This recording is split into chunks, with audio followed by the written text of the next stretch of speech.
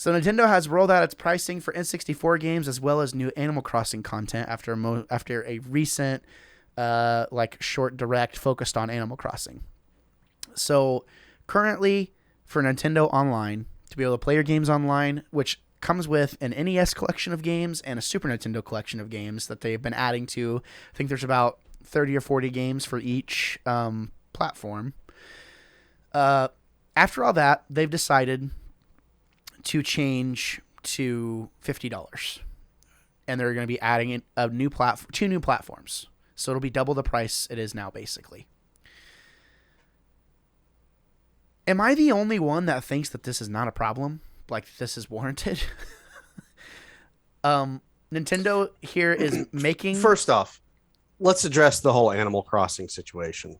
Animal Crossing is the most lame game that's ever been created. It will be this console's Viva Pinata. You're just trying to troll me. You're just trolling me. I'm trolling right now. Yes. Oh my God. Has it worked? It did for a second. I was like, for a second. Okay. This guy.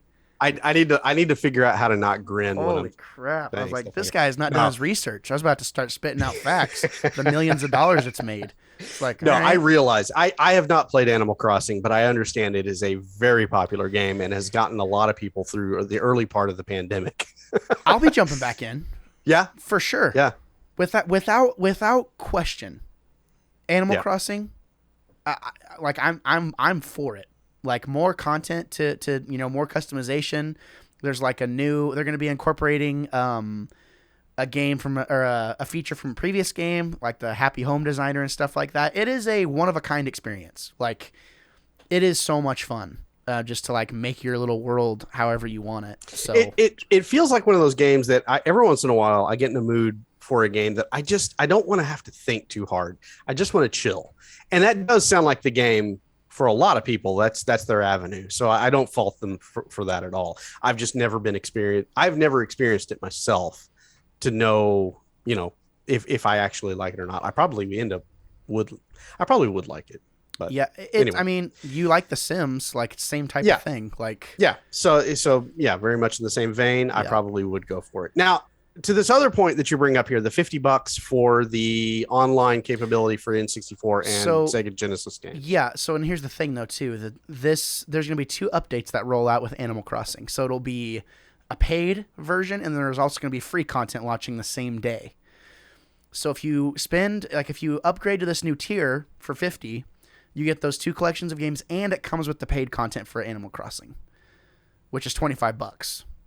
So $25 for potentially months of content. To me, that already has kind of justified the price. So just so I'm clear on this is a one-time $50 payment, or is this a monthly payment? This is yearly. This is an annual payment. Annual. Okay, all right. So it's an annual payment of $50, and you're getting this content. Yes. Okay. Is there an argument here? People are so pissed. Why? Is so frustrating. Why? Okay. Commenters, what is your beef with paying for service? It's like people forget that corporations like to do business, and corporations like to make money.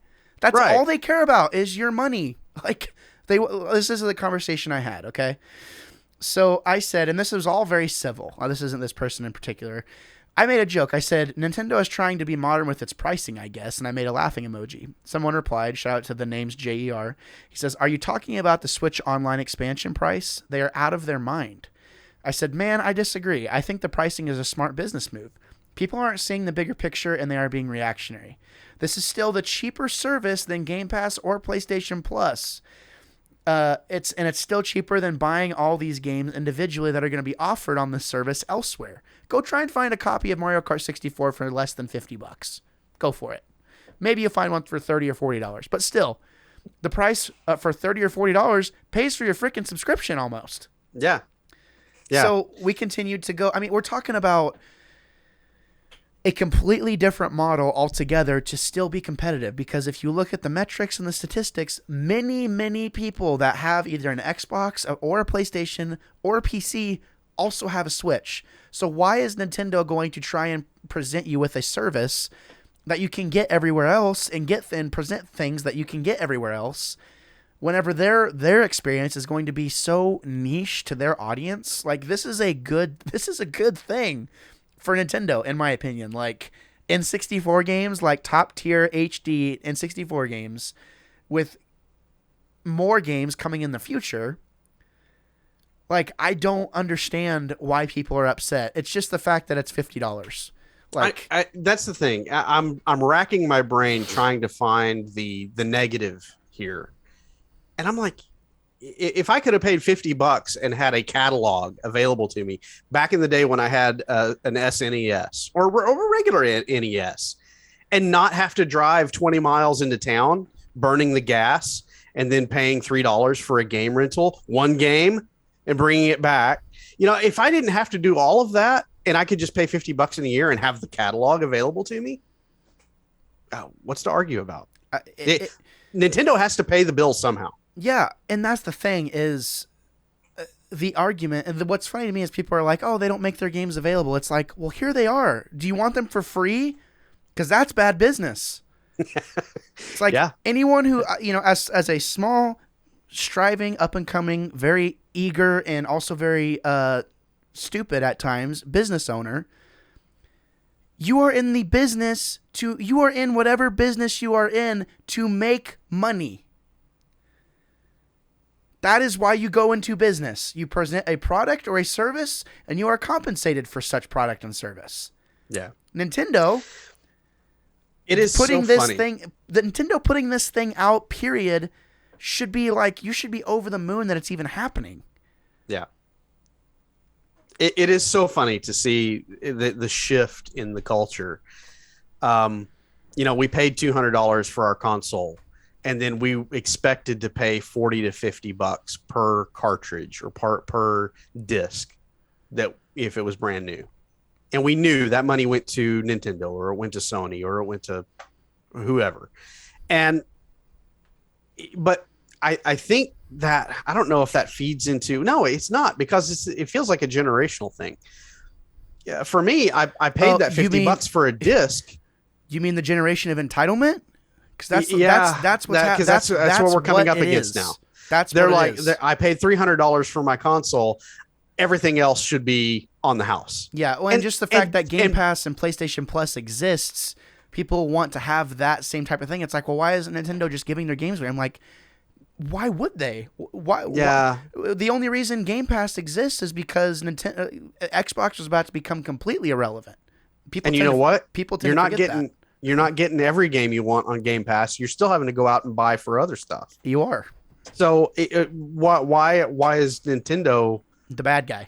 The bad guy for wanting to keep the lights on. And this isn't a Nintendo shill podcast. We criticize every company in this production house, all of them, for the simple reason, like, I am harder on the things that I really like. I'm harder on it than anyone I know. Like, I will talk about any company and the faults and be like, yeah, you're right, that sucks. Many people cannot do that and just say, like, yeah, like, this thing is good or bad. There's this a mindset that's present with a lot of these people, to where they just expect to be, just because company XY, company so and so does this, this company has to do the same thing to be competitive.